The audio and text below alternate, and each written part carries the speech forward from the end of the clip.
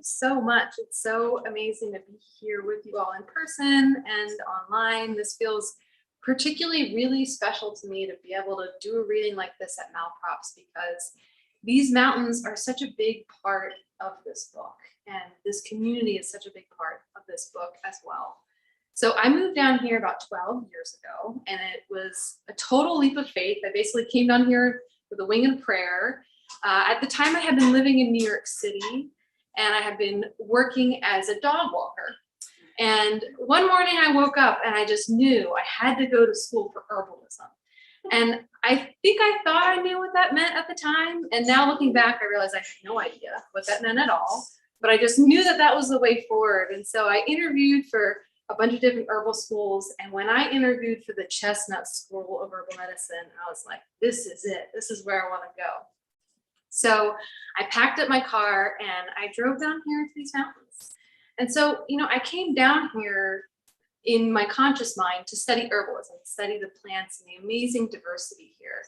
But what was really happening on a deeper level is that I was being called to these mountains to heal. So when I moved down here, I was just coming on the other side of a 5-year journey with chronic pain, a condition called vulvodynia, a condition that I was told by many doctors was not healable or something that I would have to get major surgery in order to correct. And I ended up going through an amazing experience of healing through communing with and connecting with the natural world.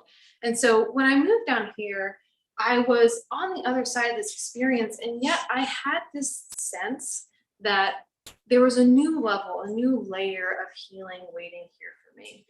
There is something very special about these mountains. So for anyone that lives here, I'm sure you've felt it too. And there's this sense of being called here. I'm curious for the folks who are here in person in the audience, just a raise of hands, who moved here because they felt called in some way?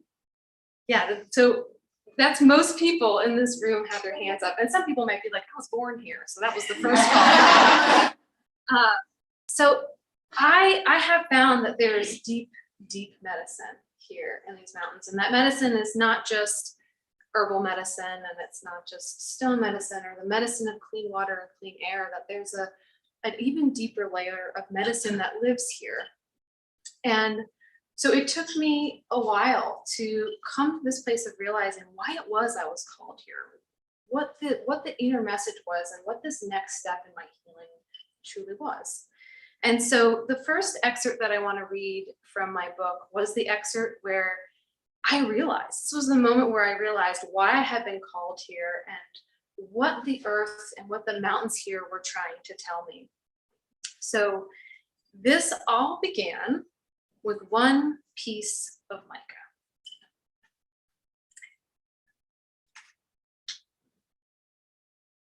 It's midsummer in the southern Appalachian Mountains, and the air has substance. Like breath on silk, you can feel the water carried on the wind as it brushes past you. I'm walking in the forest, barefoot and slow. The dense heat has been gentled by the thick canopy, and the soles of my feet are cool against the soil. As I walk, my steps grow slower and slower until I'm finally stopped by wonder. Standing stock still, I look down at the forest floor beneath me. And the world suddenly turns over. Part of my mind knows I'm gazing down at the dirt, but a sudden delicious sense of vertigo makes me feel as if the earth has been flipped and I'm falling upwards into the starlit cosmos. Glittering, glinting everywhere. Billions upon billions of flecks of mica wink throughout the forest floor. It looks just like the Milky Way, spilled generously across dark soil. I am barefoot in the forest, walking among the stars. If you drive north from Asheville into the heart of the Blue Ridge and then hang a hard right, holding on for another half an hour of spiderweb turns into the folds of the mountains, you will find yourself at the old mica mine. Mica has a deep history in this part of Appalachia.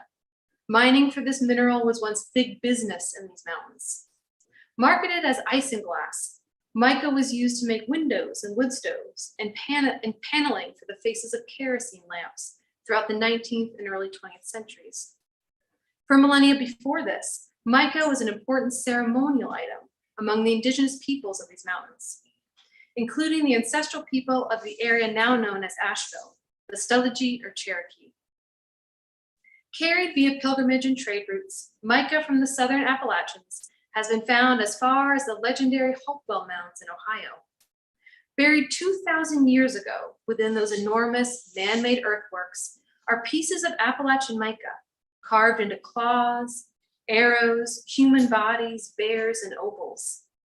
Some archaeologists hypothesize that the circular-shaped pieces of mica might have been made for mirror gazing, a divinatory practice that involves peering into a reflective surface to seek visions from the beyond. I had come to the woods that day with an amiable class of rockhounders to look for a variety of precious stones, including aquamarines and garnets. But as my companions slayed further over the hillside to search through the tailings of the old mine, I couldn't stop gazing into the mica at my feet. Standing there in the forest, a gentle breeze picked up the edges of my faded cotton-tiered skirt. The braid of my hair, sturdy as a rope down my left shoulder, reached towards the earth. Slowly, I bent down, my skirt pooling like a waterfall around me, and I picked up a shard of starlight from the ground. I pried the mica out of its small crater in the earth. It was the thickest specimen I had ever seen, with odd layers sticking out the sides like the pages of a beloved old book. In my palm, its top glinted like a vintage mirror, reflecting the diffused forest light onto my face. Turning it ever so slightly, the stone twinkled at me, and I flushed with a kind of childlike pride.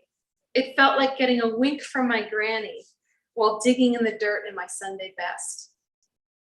In that moment, I became aware of two things: the heaviness of the self-doubt that had been hiding within me, and the fact that the remedy was sprinkled all around.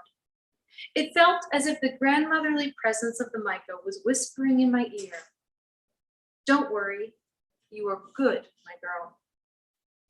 Nearly all my classmates were out of sight by now, looking for more exotic specimens, but I couldn't put down this piece of mica. It was a mirror, and the self-acceptance I saw within it was exactly what I needed in order to heal. The mica in my hand winked like Morse code, and I received the message. It was so brilliant and simple, I could weep. The earth wants us to see our goodness, because this is where the healing begins. There's an interesting ecological kinship between Eastern China and Appalachia. Whenever this topic comes up, botanists will knowingly nod at each other. The forests of Eastern Asia and Southern Appalachia are so similar, ecologist George Constance remarks, that if you were swept from one to the other, you'd be hard-pressed to tell them apart. Some people hypothesize that the similarity goes back to the days of the supercontinent Laurasia, when these two areas of the world were close neighbors. Despite being pulled apart by tectonic plates, these two twin ecologies remain so similar over the millennia that many transplants from China do quite well here, including Japanese maples, wasabi, and Asian ginseng. As it turns out, very ancient Chinese healing traditions flourish here as well. A few years after I moved to Asheville, I stumbled across a lineage of Taoist stone medicine that was also a transplant to these mountains. Carried into the Cobes here by Jeffrey Yuen, an elder teacher and 88th generation Taoist priest, the jade purity lineage of Chinese medicine endures as a unique gem in the tradition of Chinese healing. I was in my first year of Taoist stone medicine training with Sarah Thomas, a beloved teacher of the lineage, when I visited the old mica mine and found the bedrock message of my life. The earth wants us to see our goodness because healing self-judgment is integral to the overall healing of the world. The day after we visited the mine, Sarah's whole class met for a lecture. Nestled together on the couch with salt lamps glowing, Sarah began to illuminate just why mica is so medicinal. Called moji shur, or membrane into the source stone, mica helps us remember our divine nature. dusting away the cobwebs that distort our ability to see our own self-worth. Mica is a mirror, and what it shows us is our true selves. Place a piece of mica on a client during a treatment, Sarah revealed, and it will remind them that no matter how hard the journey has been, they're never going to forget who they are, a divine being who is inherently good. Like a cheerleader for the soul, Mica reminds us that just by being who we are, we bring light to the earth. As Sarah spoke, I wrote as fast as I could, holding back tears. It was the affirmation my spirit had been seeking for a long time. There are many reasons why someone might start believing they're not good. A sense of inner defect can expand malignantly with overt oppression, abuse, bullying, or neglect, but it can also grow subtly, fed from a million covert sources, from religious upbringings to social media. Most of us have had experiences in life that left us questioning our basic goodness, from not fitting in at school or failing to get affirmation from a parent, to experiencing a troll on Facebook or losing our jobs. Whether we realize it or not, many of us spend much of our lives thinking we aren't enough. Underneath so many of the hardships we experience as humans is this erroneous belief. On a deep and very private level, we doubt our goodness. And that quiet worry is the very conclusion that has evicted us from our belonging, first to ourselves and then to the earth. Before mirrored glass was invented, the only way we could catch a glimpse of our own image was through the natural world. Calm waters, mica flakes, the onyx in someone else's eyes. Though today we have mirrors, cameras, and selfies, we still lack the ability to see who we truly are. With nature, however, there remains a place where it's possible to come into direct, caring contact with our soul. We need only look into the benevolent mirror of the earth. In healthy parenting, part of a caregiver's role is to mirror their child. When children first begin to have an emotional experience of themselves as individuals, we are supposed to mirror back to them these feelings along with the child's innate goodness so they can build self-worth. Many of us didn't experience enough of this early phase of healthy reflection, but no matter what our family of origin was like, we all continue to have access to this essential source of nurturance because nature is the parent mirror that will never forsake us. On a very tangible level, nature is our lifelong caregiver. It is the source from which our lives are made possible, a mirror here to help us when we have lost sight of ourselves. Whenever we peek out from our hard places and hiding spaces, nature will reflect back to us the depth of our goodness, not because the denizens of nature are objects onto which we project ourselves, or because the more than human world lacks its own personalities and sentience, but because the beings of the natural world are our kin, our elders, and our teachers. Some people think that nature is indifferent to humans, but I have found that this simply isn't true. Nature is conscious and it is caring. It wants to instill a healthy sense of self-compassion within us because when self-love is intact, we truly become better citizens of the world. In recent years, interest in natural medicines has exploded, but the deepest healing comes from the relationships the earth is asking us to reforge. When I first started going to the woods with my chronic pain condition, I wasn't just calmed by the aromatic chemical compounds of the trees, I was healed by the way they reached out to me. I still remember one tree in particular, a sprawling, middle-aged maple that had been stunted from years of climbing students. I would visit this tree nearly every day, bringing small gifts like feathers I found or stones shaped like hearts. I carried pieces of leather to try and mend branches that had been broken by climbers. When no one was around, I sang to the tree. Then, one day, I was walking the familiar trail when I felt a great ball of energy bound down the path and jump straight into my chest, like catching a puppy in the full throttle of a happy homecoming greeting. The feeling was so visceral, it made the hair on the back of my neck stand up. For a split second, I actually looked around for a dog or a person. The energy was that tangible. Then I glanced down the path and realized it was the maple.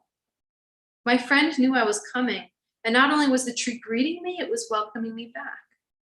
I felt something inside of me soften. How could I possibly be bad when I was so loved by this world? How could anything or anyone on this earth be truly bad when this world is so miraculously good? At the center of this book is a question answered more simply than I could have imagined when I pulled that glowing piece of mica from the ground. In an era of such deep ecological hurt, a time when all the traumas of our disconnection are rising to the surface, what are the gifts that we as vulnerable, fallible, and incredibly caring humans can bring to change the tide? Within this book is the answer that this world is reflecting back to us, bright as a constellation of mica flakes within the soil. Self-compassion is a gift for this world. So I wanted to read that section because I feel like these mountains have given me so many gifts.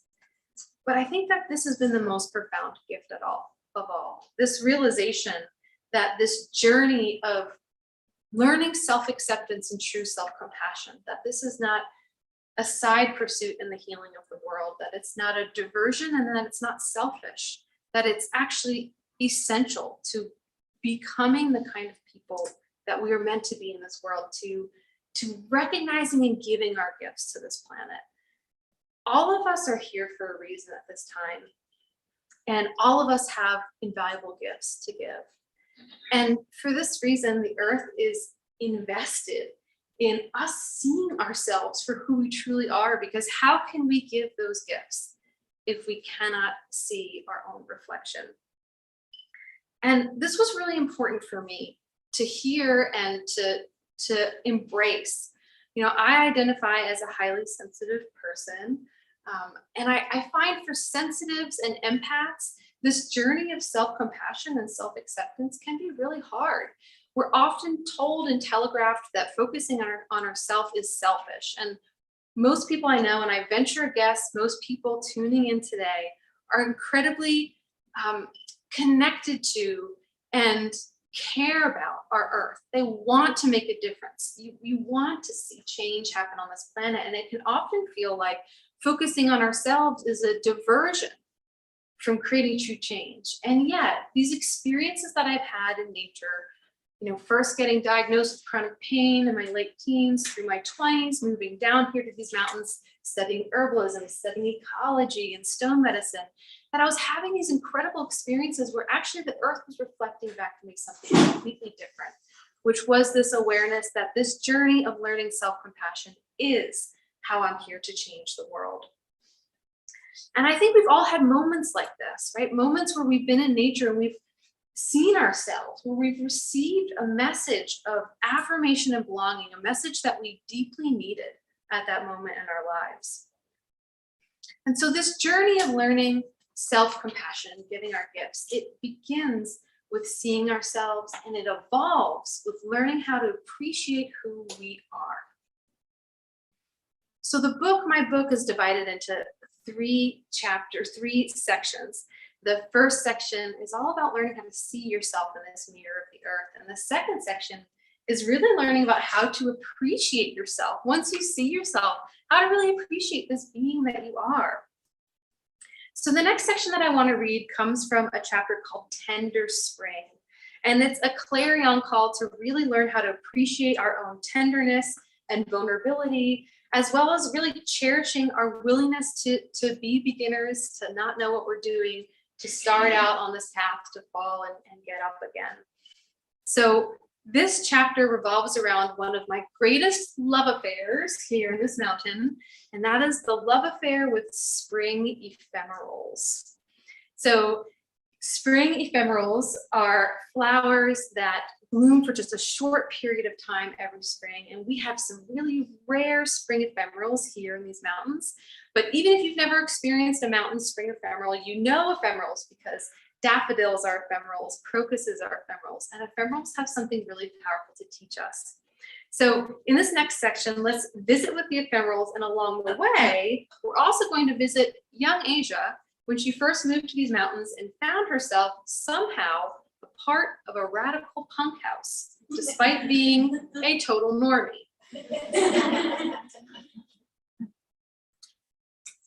Spring ephemerals are wildflowers that live the whole of their above ground life in the short hand span of early spring. Many people are familiar with common garden ephemerals, such as daffodils or hyacinths, but there's a whole community of woodland ephemerals, rare, delicate, enchanting, and brief, that dot our native forests. For most of the year, woodland ephemerals live underground, but as soon as the soil warms, they begin their quick ascent to supply some of the first food, nectar, pollen, and medicine of spring. Often growing in north-facing coves, during the rest of the year, these rare species wouldn't receive enough light to thrive.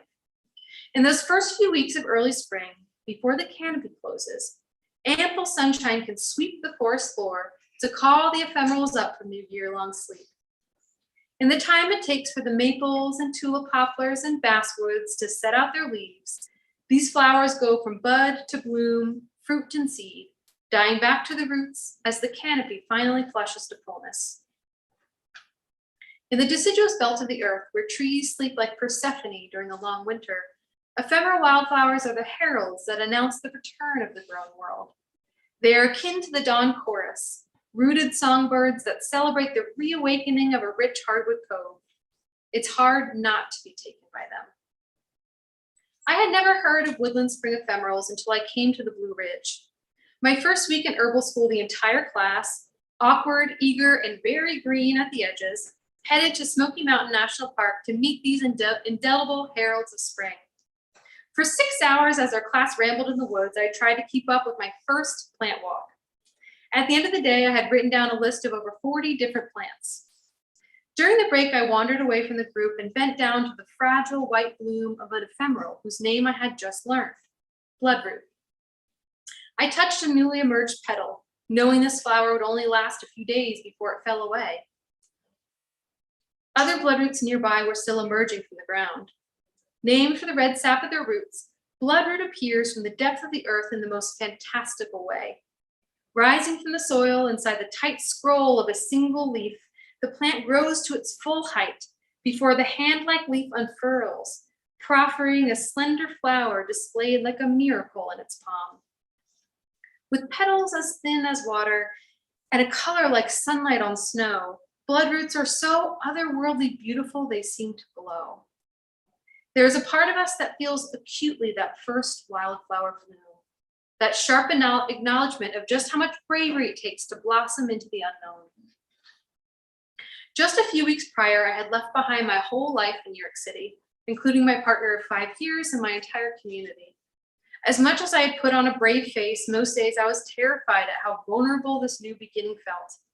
Gazing up in wonder at these moon-hued blossoms, I was beginning to understand that maybe this tenderness wasn't such a bad thing.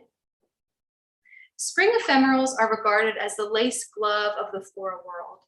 They come and go as swiftly as a spring rain, often so diminutive you can walk by without even noticing them.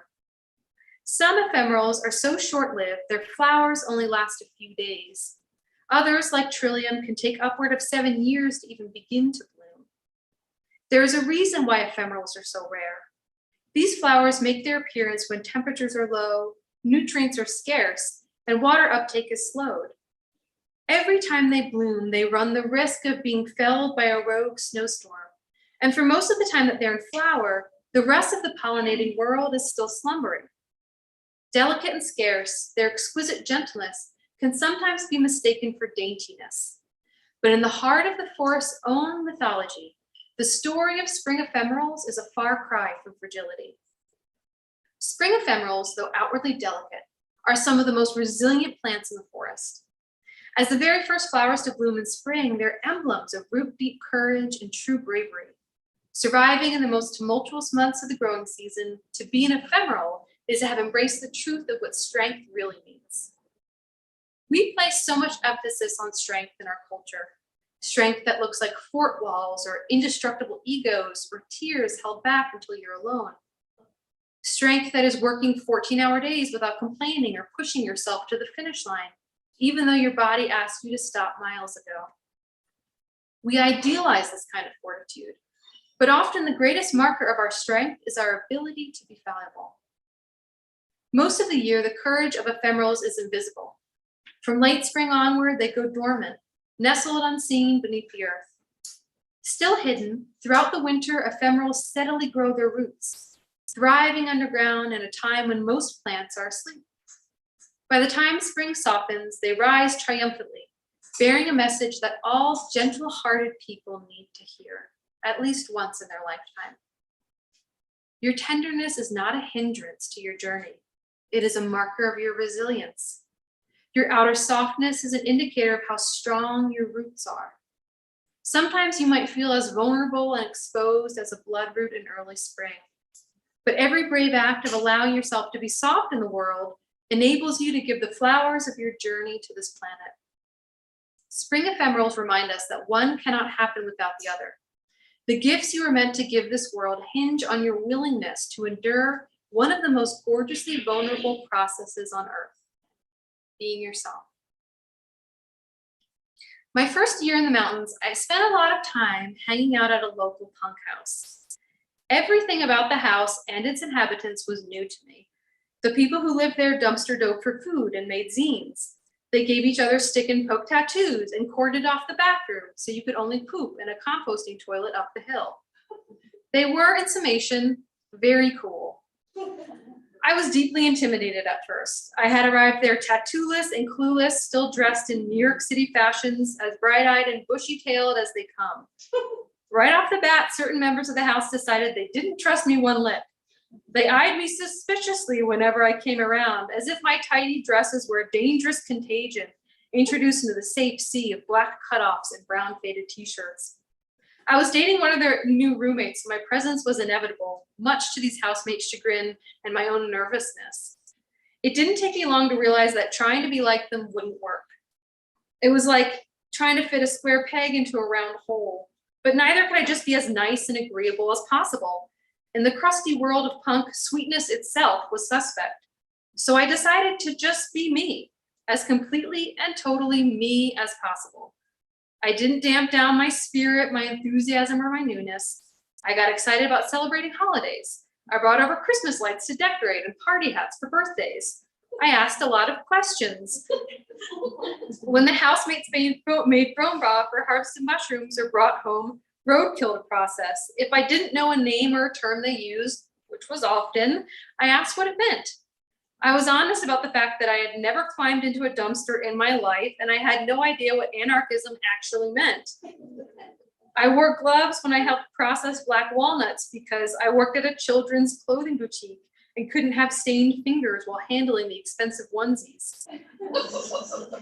Around this time, a new friend told me with obvious admiration that I was one of the least cool people she'd ever met. To this day, it was still one of the best compliments I've ever received. In a world where coolness was as ubiquitous as knuckle tattoos, I let my dorky naivete and enthusiasm bloom like weeds. Sometimes I think everyone in this world is just waiting for everyone else to be themselves so they can finally let their hair down too. By the end of the year, nearly everyone in that house had become my closest friends. Somehow, despite being a total normie, with a painfully straight-edged haircut and a deep love for Hallmark Channel movies, I had become a part of this network of radically cool punk kids.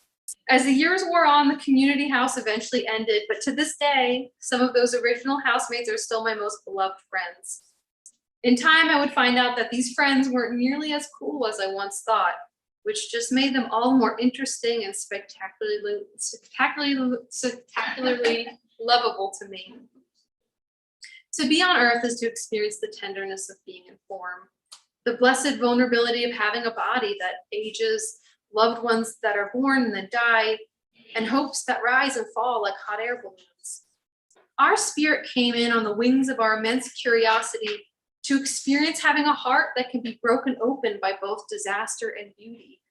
We came here to forget and then rediscover the most fragile and essential tendril of all, how cherished we are.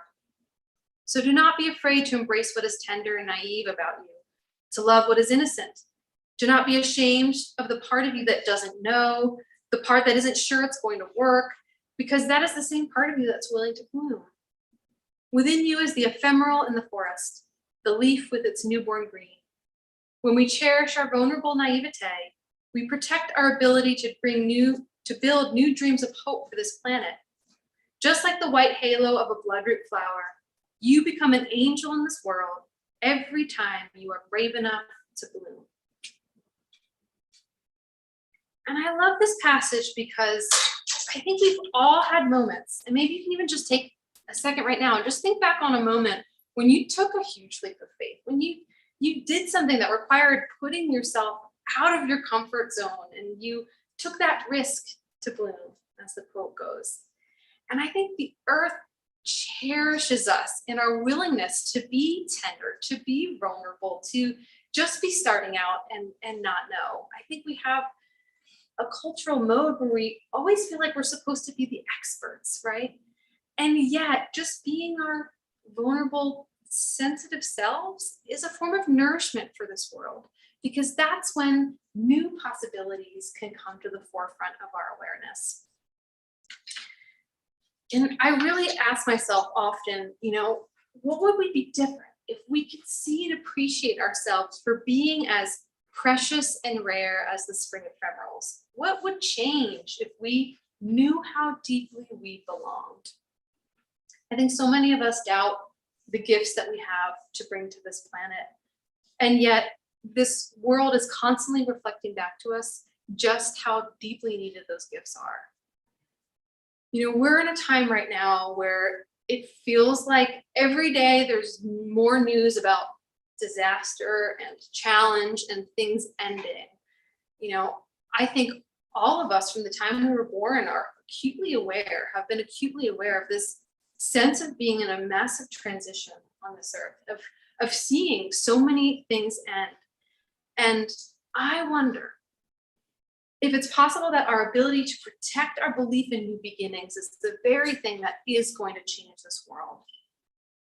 So the very last selection I want to read from this book is a selection that looks at the medicine of believing in possibility, and looking at this idea of possibility through one of the most magical aspects of Appalachian culture, the long tradition of granny witches.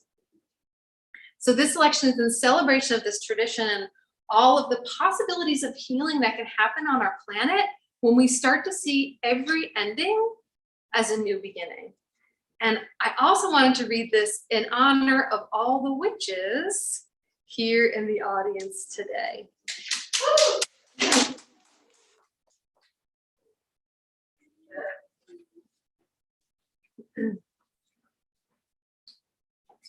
When I was 7 years old, I asked to be a witch for Halloween. With warts on your chin and frizzy hair, my older next door neighbor jibbed with a laugh. No, I said with inflection, a bit defensive, a beautiful witch with curly hair and sparkles. He rolled his eyes and went back to playing with his bottle rockets. Having visited the Halloween stores, I knew that witch costumes were often grouped with things that go bump in the night.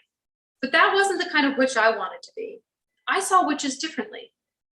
They were more like fairy godmothers and monsters to me. So that year I was a witch with orange ruffles on my sleeves, sparkly studs in my ears, and a shiny black hat. On Halloween, when I went door to door for candy, I quickly informed each homeowner before they could ask me that I was a good witch, just in case they were confused. I had big feelings about what it meant to be a witch. I just didn't have the vocabulary to describe it. Now I realize that frustration was a symptom of how deeply buried the ancient meaning of this word has become. I didn't know it then, but the beautifully gnarled roots of the word witch stretch so far back in history that to follow it is to find a taproot of a long buried perspective shift.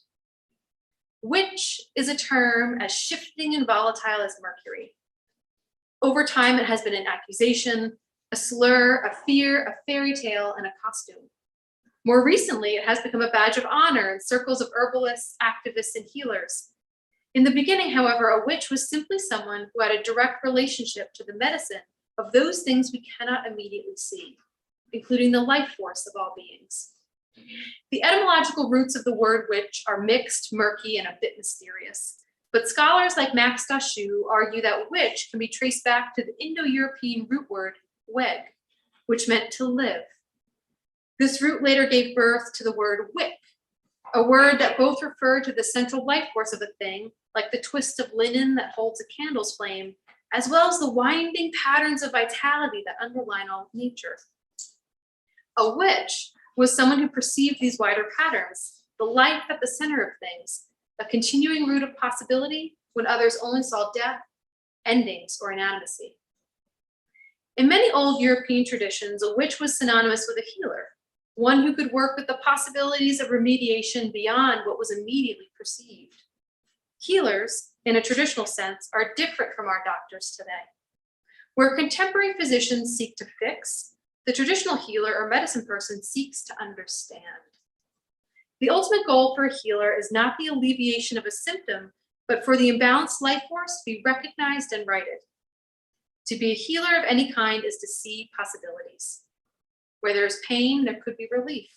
Where there is death, regeneration can be released. When we open our minds to perceive possibility, including the possibility of healing, we open our consciousness to an entirely new way of seeing. The witches were revered for their visions throughout ancient history. By Middle Ages, these traditional healers of old Europe were oppressed and demonized for both their abilities and perspectives.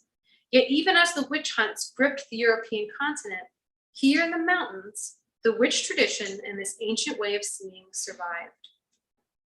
For the past handful of centuries, whole lineages of Appalachian granny witches, also called granny women and granny doctors, have thrived in these coves. In the time before roads and stable pavement, living up in the mountains meant relying on the land and the grace of your neighbors for your well-being. Far from any hospital, it was the granny witches who cared for folks. As healers who were skilled in midwifery, herbalism, divination spells, and energy work, granny witches, normally the elder women in their community, could heal an ailment, predict the weather, give spiritual guidance, or bring a baby into the world. Though the granny witch culture has roots in the indigenous healing arts of old Europe, the tradition today owes its legacy to a rich confluence of sources, including the wisdom traditions of the Cherokee, the African diaspora, and folk Christianity. Equally as amazing as the survival of this diverse practice is the fact that the terms witch, witchcraft, spells, and charms never became taboo in Appalachian culture. As recounted by Ginger Stavelli, a local mountain writer and witch, nearly every mountaintop and holler community had their local witch, who was openly called such as a title of honor. The witch hunt seems to have been the death knell for the folk traditions of old Europe, but they weren't. The survival of the granny witch tradition reminds us that even in the midst of what looks like whole-scale endings, the seeds of possibility remain if only we are willing to look for them. Once found, these seeds have the ability to heal the only thing that can truly change our trajectory as a planet, our perspective. To be a medicine person of any lineage is to understand the direct link between perception and healing. Traditional healers know that our mind and consciousness shapes our experience of reality, which is one reason why charms and spells are an integral part of a granny witch's practice. Spells, the intentional speaking of words or ritualized actions, shift reality by changing our perception of a given situation. In one example of Appalachian spell work, granny witches would put an axe under the bed of those in labor to help cut the pain. In another, bed sheets would be put up over a mirror once a person passed to encourage their soul to move towards the wider light awaiting them. Folks in these mountains stayed alive, physically and spiritually, through such charms because they understood that perception changes reality. In contemporary scientific thinking, this kind of healing is often called the placebo effect and written off as a trick of the mind. But this doesn't change the power of perceptual healing. Perception is so adept at creating change that some researchers claim up to 75% of the efficacy of antidepressants is due to this so-called placebo effect. In light of this, perhaps it's time we stop calling such healing placebo and simply called it by the name granny witches use, medicine. Instead of discounting the fact that changing our beliefs can change our reality, what if we saw the efficacy of this kind of spell work evidence of just how powerful our perceptions can be? If we wish to change our world, to transform the dead end of devastation into the wick of new life, we must first be curious about what we are open to perceiving. To embrace the possibility that the healing we've been waiting for will arise naturally when we shift our way of seeing. The old German word, Wikayas, A possible relative to the root word witch meant one who wakes the dead. From the viewpoint of a witch, an ending is just an invitation to look at what is ready to awaken. A tree that has fallen to the ground can become the walls of a home that will withstand centuries. It can be a nursery for mushrooms, an open space in the canopy for new flowers or weeds. In the winding wick of an ecology, every wound, every loss, every illness opens new possibility. We do not need major initiation rites, long periods of pilgrimages, asceticism, or trials in order to become witches, magicians, or healers in the world. All we must do is open ourselves to the possibilities. When we can engage with the presence of possibility, that nothing is set in stone, nothing is irreparable, nothing is truly lost, all of life becomes infused with magic, because magic is simply the recognition of life's possibilities. Our earth doesn't know endings, only change, only possibility. Every time a tree falls in the forest, a raucous growth of understory flowers, shrubs, and saplings rises up in its wake. Every time a bird dies, a field floods, a drought strips the leaves from the trees, new life and lifeways are nourished and invented. In nature, there is no good or bad, simply different, changing. Possibility is the very language our planet speaks. I wanted to end on this note because I think it's so important at this time in the world to remember the magic of possibility. And I know we have all had times in our life where we can look back and we see that we thought something was ending, something was over, something was dying. And yet now we see that a transformation is taking place within our own personal lives. I believe that we are in the midst of that transformation now here on this planet. And that transformation is fed by our own individual journeys of coming home to ourselves, our self-compassion, and our gifts. So I'm so grateful for this time we've had together to weave this spell. I am so powerfully grateful to be a part of this community here and abroad, and all of the amazing healers and artists and witches that are here today and among us. I just want to close out this talk by saying in no uncertain terms that who you are, your unique perspective, your particular life experiences are important, they're valuable, and they're deeply needed at this time on this earth. So thank you so much for being here with me and for being on this planet at this time.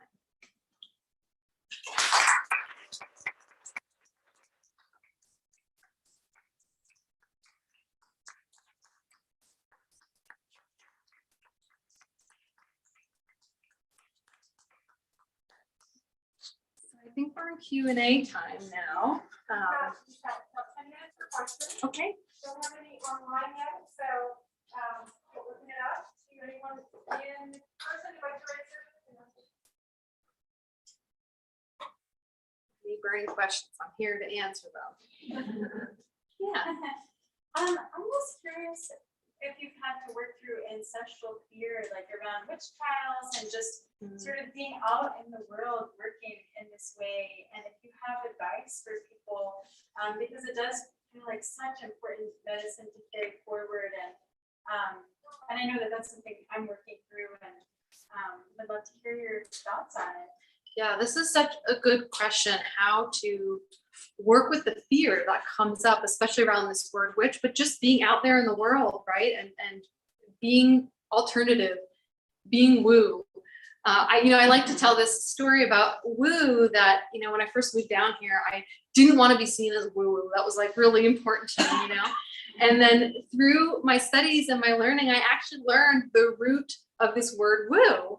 That this word woo actually comes from ancient China, and it meant specifically female, but a female healer, shaman, and herbalist. And so now I'm like, hell yeah, I woo. But it is true, right? There is sometimes an innate fear that comes up with actually just being ourselves really in the world. And I think that ancestral fear in particular is important to address. And one thing that I like to remind myself of is that a charge will be carried down through our family line, and a trauma will be carried through our family line until it finds someone who is strong enough to heal it. And so just to reframe that fear as something that you are feeling and processing for your ancestors, that even though that fear feels like it can be a hindrance, just by working with it and deciding to keep showing up and keep putting yourself out there in the world, you are doing this healing for your ancestors, for your lineage. And I think these feelings like fear, they're intense, right? That's a big charge, but it just shows you actually how much energy is there, right? Charge is just energy. And so when we have a big feeling come up like that, it's actually signaling to us, oh, there's a lot of energy here for you to use. And so by being willing to recognize it, be an observer to that fear, and stay with it, right? I like to talk about the zone of tolerance. It's like in trauma-informed circles, they talk about, you stay on your edge, not over, right? So to stay on the edge of what it feels like to put yourself out there while giving yourself permission to also go back into the hidey hole, rest, nourish yourself, until you're ready to put yourself out there again. So I hope that was helpful from my own perspective. Yeah. So we do have a question from the adult audience. How does your realization about self-compassion affect your practice in improvement? Oh, that's great. So the question is how this realization around self-compassion has affected my practice of herbalism. Well, for years, I practiced as a pretty straightforward Western herbalist after I graduated from school. And so people would come to me and they would come with their symptoms and I'd be like, okay, here are your symptoms. Here are the herbs that I give you. And yet what I found over and over again is what people really needed, even if they were dealing with, truly challenging physical health conditions, they needed to be affirmed. They needed to be seen. And so sometimes these sessions would last 3 hours and they would tell me their life story, maybe stories they'd never told anyone else before. And so I recognized that this journey of being reflected back to and really embracing self-compassion was integral to healing. Because even though I could give people just the right combination of herbs, often it didn't land until someone was really landing within themselves. And so, of course, on a personal level, the more I learned to hold compassion for myself, the better space holder I became, the better herbalist I became. Self-compassion is linked to all kinds of amazing things like, the ability to be more creative, more imaginative, more present. And so, of course, it affected my ability to be an herbalist and a healer. And I truly believe that the interweaving of the physical and the non-physical is how we heal everything. And so over time, I ended up moving away from a traditional herbal practice and really becoming someone who worked more in this realm of on the emotional plane and the spiritual plane of just helping people to see and recognize their gifts. And often that alone sparked a whole new era of healing for folks. And so I definitely encourage anyone who works with herbs, to get into the practice of seeing and reflecting on yourself and your journey with compassion, because I promise you it will only make your practice that much stronger.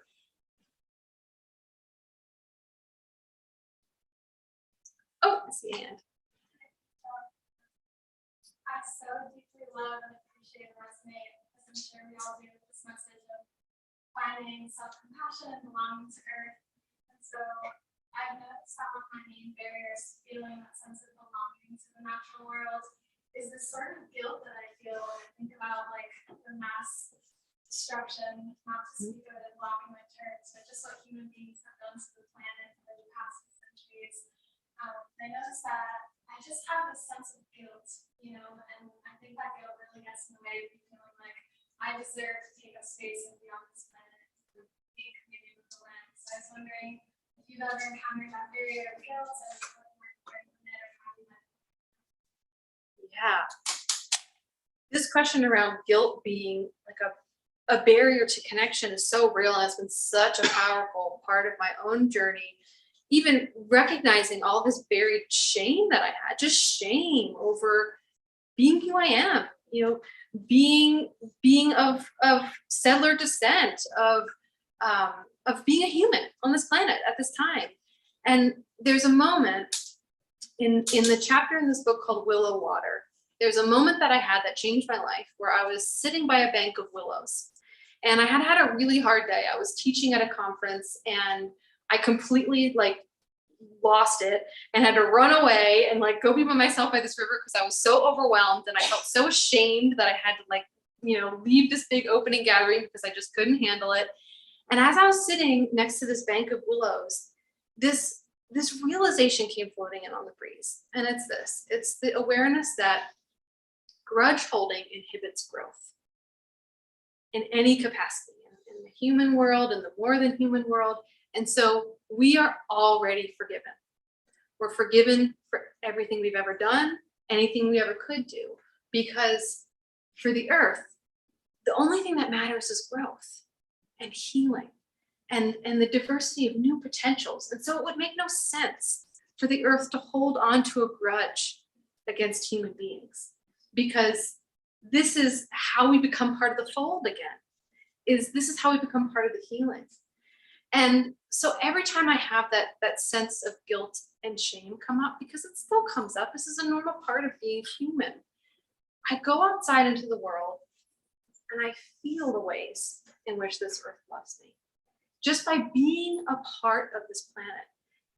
I go outside and to the trees here on the street, I'm no different than any other of the natural beings here. I'm no different than the rain or the squirrels. I'm a part of nature, literally a part of this great consciousness we call the earth. And so within this part, there would be no space, right, to hold a grudge. There's only space for the invitation to forgive ourselves so we can become a part of the healing again. And the amazing part is the earth is always here to help us with that. Every time you bring your shame and your pain into nature, into the living world, you will be met with nothing but compassion and love. And so that is how I have worked with it. And that is so much of what I discovered through going on the journey that was this book. Because the reality is, and I talk about this in the intro, I never would have thought I would have written a book about self-compassion if you had asked me 10 years ago when I first felt this insistence to write a book. I had to become the kind of person who could write this book by going on this journey of really learning how to see and hold myself with as much love as the earth sees and holds me. Yeah. Hi, my name is Taylor. And one thing that I've been struggling with as far as starting my business is imposter syndrome, and also thinking that I spend thousands of dollars to book certified enough to help people along the healing journey. So I was wondering if you experience the same feelings. Yes, actually, in that chapter, Tender Spring, there's a whole section where I talk about the imposter syndrome that I had when I first started out. And for years, every time I put out a newsletter, dealing with imposter syndrome is just super real. It's part of the process. And for me, what I found when I first started out is just being honest about who I am, my background, my training. That helped me so much. And to know that every time the imposter syndrome was coming up, I know, okay, I'm being authentic and honest about who I am, what I have to offer. I'm not pulling the wool over anyone's eyes. So where is this coming from, right? And to recognize that every time it was coming up, it was coming from a deeper place inside of me, a place that was asking these questions of, who am I to be here? Who am I to shine? And that these questions are so deep because they're often embedded in our psyche from a young age. Right. And especially in this world today, where we have just social media splashes, everyone out there as an expert or, with the huge followings or all the money or, all the things. And so it's really actually powerful when that imposter syndrome feeling comes up to be like, okay, I'm glad this is coming up because now this is a charge that I can work with. And I think one thing in particular that's been helpful for me is to recognize that it's only ever a part of me that feels that way, right? And to ask myself, where does this part live? So sometimes where does that part live in my body? Or where does that part live in my past, in my history? And recognize that I can bring other parts to help communicate with and take care of that part. And so I know, for example, when I wrote this book, I had so many days where I was like, I can't do this. Oh my gosh, I cannot do this. Who am I to be doing this? And I would have that come up nearly every time I sat down to write the first couple of years I was working on this book. And then I would bring in another part of me. Sometimes I saw her as Glenda the Good Witch. I'd be like, all right, Glenda the Good Witch, come on in. And I'd be like, okay, you're so scared. I so see that. And we're gonna do it anyways. And I would just still sit down and do it. And I would recognize that it's okay to be afraid and it's okay to have these feelings and that they eventually do dissipate, because the reality is that the only thing that triggers our imposter syndrome is our own self. I mean, I remember hearing Alice Walker say that she felt like an imposter up until she was like on her 7th or 8th book. And I'm like, if Alice Walker can feel that, like, come on, we all are gonna feel like that, you know? And so recognizing that it's actually not about the external validation, it is about the internal journey of really coming to see and appreciate ourselves, including, you know, who we're not, including what we don't know quite yet, and that that's all okay, and that is all beautiful and perfect for the people that we're meant to reach, for the healing that we're meant to facilitate in this world. We're at the top of the hour. I think that's a great sentiment to end on. So thank you so much. Thank you all.